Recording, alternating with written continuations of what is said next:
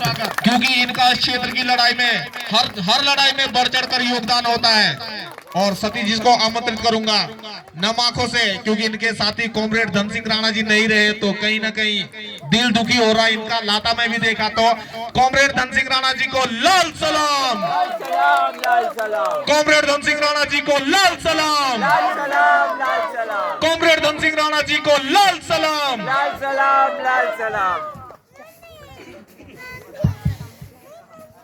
धन्यवाद धर्मेंद्र भाई, रैणी के प्रधान जी, सरपंच जी, संग्राम भाई, रैणी की माताएं बहनें, नौजवान बुजुर्ग, हमारे साथ आए हुए साथी लोग, और बहुत दूर इस देश के हमारे यहाँ से जो ये ऋषि गंगा जाती है धौली गंगा में, धौली गंगा जाती है अलकनंदा में, अलकनंदा आगे जाके बन जाती है गंगा, और गंगा जहाँ जाती है गंगा सागर में, वहाँ से कलकत्ता से आए हैं लोग बहुत दूर से। और ये जो बुजुर्ग सज्जन बैठे हैं,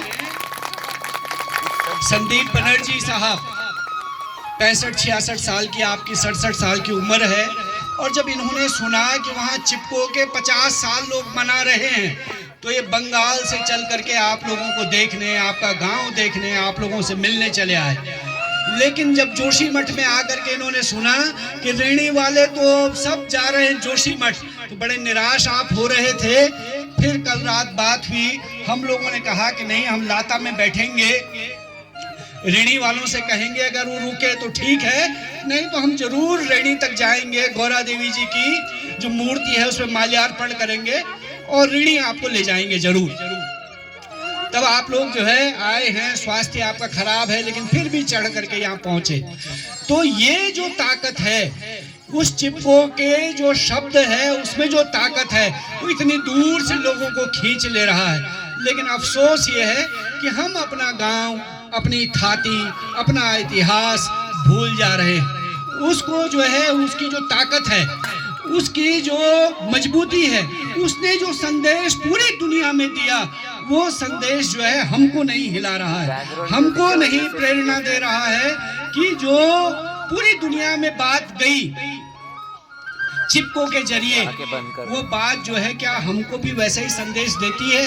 क्या आज भी हम लोग उससे प्रेरणा लेते हैं कि नहीं लेते हैं? तो ये एक बात है। अभी हम लोग आ रहे हैं लाता से, सुबह हम लोग लाता गए, जो आपकी गौरा देवी का मायका है मैत, तो पहले हम मैत गए और मैत से तब ससुराल आए हैं गौरा देवी जी के, कि वहाँ भी लोग याद करें और यहाँ भी लोग याद करें कि जो हम लोगों ने कमाया, हमारे बुजुर्गों ने जो नाम पैदा किया इस धरती का, इस इलाके का, यहाँ के लोगों का, तो कम से कम उसकी जो प्रेरणा है, उसकी जो स्पिरिट है, यानी कि वो जो संदेश दे रही है, उस संदेश को हम लोग याद रखें। और केवल उसको याद रखने की बात नहीं है, आज तो जो है उस संदेश के बाद जो है एक बड़ा झटका उसका बड़ा जो हमको मिल रहा है, जिसकी बात यहाँ कलकत्ता से आए सौरभ ने कहा कि आज के दिन जो है हम लोग जब लड़ रहे थे तब 1974 में, तब बात ये थी कि जिसकी बात अभी इन्होंने गीत में गाई कि हम क्यों बचा रहे थे उस जंगल को, उस जंगल को बचाने की जरूरत क्या थी?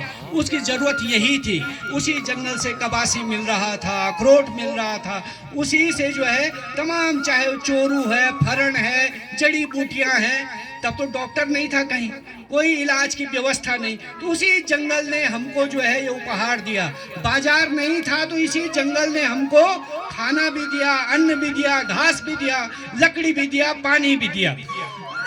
उस जंगल पर जब संकट आ गया तो हमने अपना जीवन उसके आगे खड़ा कर दिया, और यहाँ से लोग चले गए जंगल कि भाई पहले हमको काटो तब जंगल को काटना। कितने दिन से वो ठेकेदार यहाँ बैठे थे, वो सारे इतिहास से आप परिचित हैं।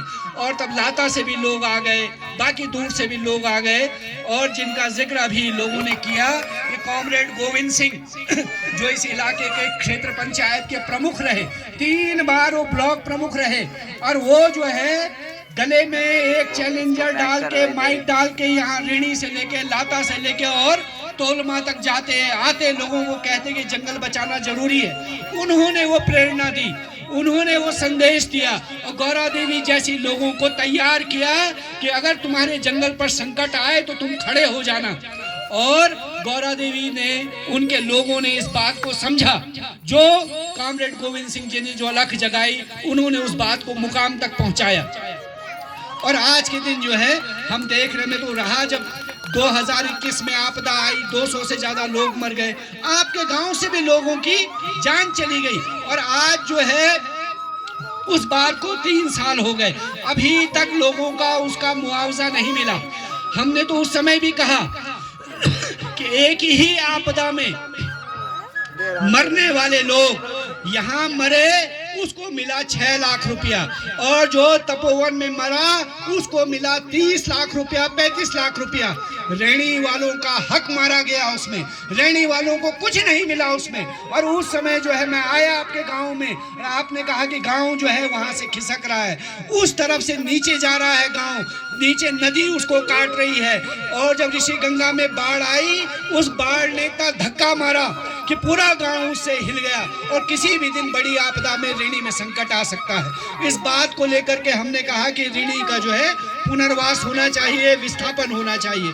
कई मीटिंग हम लोगों ने की यहाँ, जब संघर्ष नहीं हुआ तो हम कोर्ट में गए, बल्कि यहीं से आपके गांव के प्रधान जी, गौरा देवी जी के नाती और हम लोग हाई कोर्ट गए, हाई कोर्ट में लड़े, नहीं सुनवाई हुई, जुर्माना लगा हम पर, लेकिन हमने वो जुर्माना भी झेला। फिर सुप्रीम कोर्ट में गए, सुप्रीम कोर्ट में फैसला हुआ, लेकिन वो फैसला भी हमारे हक में नहीं आया। सुप्रीम कोर्ट ने फिर कहा कि आप हाई कोर्ट जाइए। इतना पैसा हम लोगों के पास नहीं था, हम दोबारा नहीं जा पाए। लेकिन अभी फिर कुछ दिन पहले जो है हाई कोर्ट के वकीलों से मेरी बात हुई, उन्होंने कहा आप आइए, खर्चे की परवाह मत कीजिए, ऋणी की लड़ाई, यहाँ के मुआवजे की लड़ाई, यहाँ के जंगल की लड़ाई लड़ेंगे। और उस लड़ाई की शुरुआत करने वाले यहाँ जो है यही लोग, ये बीना देवी जी जो बात कह रही थी, यही संग्राम भाई बैठे हुए हैं, लगातार ये कोर्ट में उसको लेकर के लड़ते रहे। संग्राम भाई पहले आदमी थे जिन्होंने इस बात को जो है हाई कोर्ट में जो ले गए, और उन्होंने बकायदा सबूत दिए कि भाई ये जो परियोजना बन रही है, इस परियोजना में जब विस्फोट हो रहा है तब क्या हो रहा है कि आपका जो जंगली जानवर है वो मर करके नीचे गिर जा रहा है। इस बात को लेकर के लगातार संग्राम सिंह जी जैसे लोग, बीना देवी जैसे लोग लड़ रहे थे, हम लोग भी बोल रहे थे। हम तो आज के दिन पर जहां से मैं आया हूं जोशीमठ में, इतना बड़ा संकट वहां आ गया केवल एक परियोजना के कारण। जो एनटीपीसी की जो परियोजना है, तपोवन विष्णु घाट परियोजना, उसकी सुरंग जा रही है जोशीमठ के नीचे से, और आज जो है जोशीमठ उसकी वजह से पूरा आपका बाजार बर्बाद हो गया। वहां जो है 1400 परिवार, 1200 मकान, सरकार कह रही है इनको हटाना है। पूरा डाडो, पूरा रैगो, पूरा सिंहधार जो है नरसिंह मंदिर, कितनी घनी आबादी है आपको पता है, सब लोग आप जानते हैं। वो पूरा रैगो जहां आपके यहाँ के लोग रहते हैं, आज वहां जो है चिपको वाला मना रहे हैं उसी रैगांव में। वो पूरा रैगांव सरकार कह रही है हम हटाना चाहते हैं, पूरा नरसिंह मंदिर हटाना चाहते हैं, पूरा डाडो वहां से हटाना चाहते हैं, मनोहर बाग वहां का सिंहधार। तो लगभग जो है आधी से ज्यादा आबादी, आधी से ज्यादा जनता जोशीमठ से भगाने की बात हो रही है। और उसकी लड़ाई हम लोग लगातार पिछले 1.5 साल से लड़ रहे हैं कि जोशीमठ जो है बचना चाहिए, वहां के लोग बचने चाहिए। जोशीमठ बचेगा तो ऋणी भी रहेगा, लाता भी रहेगा, वो इलाका भी रहेगा। और ये संकट कौन ला रहा है? जो संकट आपके यहाँ ऋषि गंगा परियोजना लाई, वैसा ही संकट एनटीपीसी की परियोजना जोशीमठ में लाई। जिसकी बात सौरभ जो कलकत्ता से आए वो कह रहे थे कि हमारे यहाँ भी यही हो रहा है, वहाँ कलकत्ता में भी यही हो रहा है कि बड़ी बड़ी कंपनियों ने जो है नदी कब्जा दी, जंगल कब्जा दिया, आदिवासी इलाकों में जंगल, कोयले के खनन के लिए वो जंगल को तबाह कर दे रहे हैं। यहाँ पानी के चक्कर में कि पानी से सस्ती बिजली मिलती है, तो उस बिजली के लिए पूरे गांव के गांव डुबाए जा रहे हैं। आज के दिन पर वो देखो ऋषिकेश से आ रही है रेलवे की परियोजना, और उस एक परियोजना में रेलवे की 122 किलोमीटर में वहाँ जो है 90 किलोमीटर से ज्यादा सुरंग ही सुरंग है।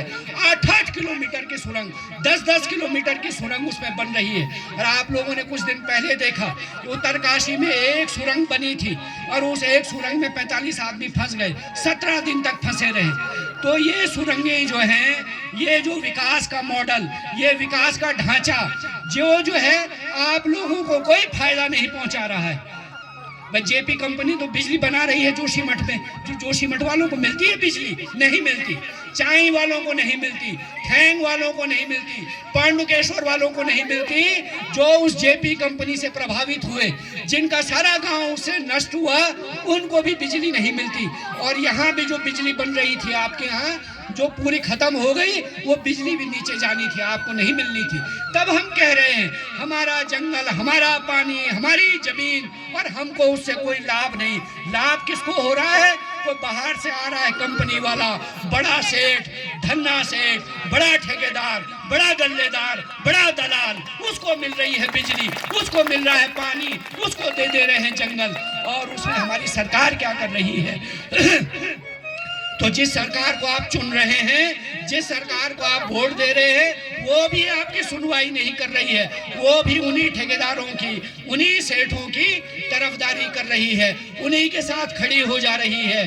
तब आपने देखा कि आप ही की सरकार जो है उनका संरक्षण कर दे रही है, जबकि होना ये चाहिए था कि सरकार जनता का संरक्षण करती, जनता की देखरेख करती, जनता की सुनती, लेकिन नहीं सुनवाई है। हुआ आज तक आपका विस्थापन पुनर्वास का मसला हल नहीं हुआ। क्यों नहीं हुआ? क्योंकि सरकार जो है सुनने को तैयार नहीं है। उन्होंने कहा यहाँ बगल में चले जाओ। क्या कर रही है? एक गांव को दूसरे गांव वालों को, ऋणी वालों को सुभाई वालों से लड़ा दो, सुभाई वालों को बगल वालों से लड़ा दो, ये काम सरकार कर रही है। तब हम कहना चाहते हैं, चिपको का ये संदेश था कि अपना जंगल, अपनी धरती, अपना पानी, इस पर जनता का अधिकार हो। जो हम लोगों ने उत्तराखंड राज्य की भी लड़ाई लड़ी, वो लड़ाई क्या थी? यही लड़ाई थी कि जंगल पर, पानी पर, यहाँ की जमीन पर यहाँ के लोगों का हक हो, यहाँ के लोगों का अधिकार हो। लेकिन सरकार इस बात को मानने को तैयार नहीं है। सरकार जो है औने पौने दाम में सब कुछ दे रही है। तब हम कह रहे हैं कि जो विनाश का ये जो मॉडल खड़ा कर रहे हैं, ये खतरनाक है। हमारी जरूरत क्या थी? हमारी जरूरत थी स्कूल, हमारी जरूरत थी अस्पताल, हमारी जरूरत थी हमारी रोजगार।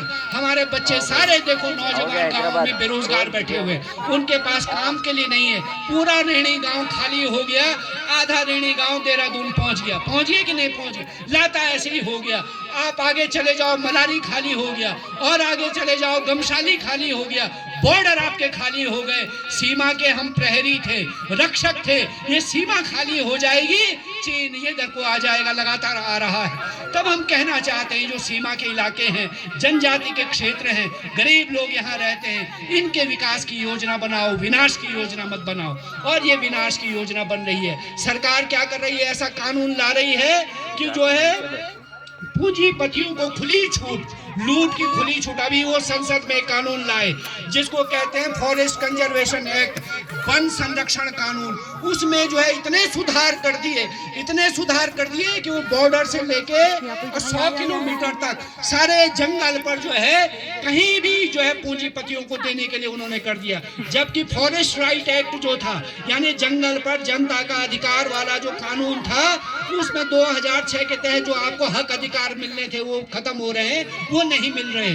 तब हम कहना चाहते हैं चिपको का जो संदेश है, चिपको जो कह रहा है, वो ये कह रहा है कि जंगल पर जनता का अधिकार होना चाहिए, जंगल लोगों का है, लोगों को मिलना चाहिए, फॉरेस्ट का नहीं है, जिसकी बात अभी इन्होंने अपने गीत में की। फॉरेस्ट का काम तो जंगल काटना है, जंगल हम लोगों ने बचाया, आपके पूर्वजों ने बचाया, हमारी पीढ़ी पुस्तान के लोगों ने बचाया, और वो जंगल आज वन विभाग के हाथ में, हमारे हाथ में होता, हम उसका संरक्षण करते। तो ये जो संदेश है, इसको लेने की जरूरत है। और चिपको का जो 50वां साल था, होना ये चाहिए था हम मिलजुल करके।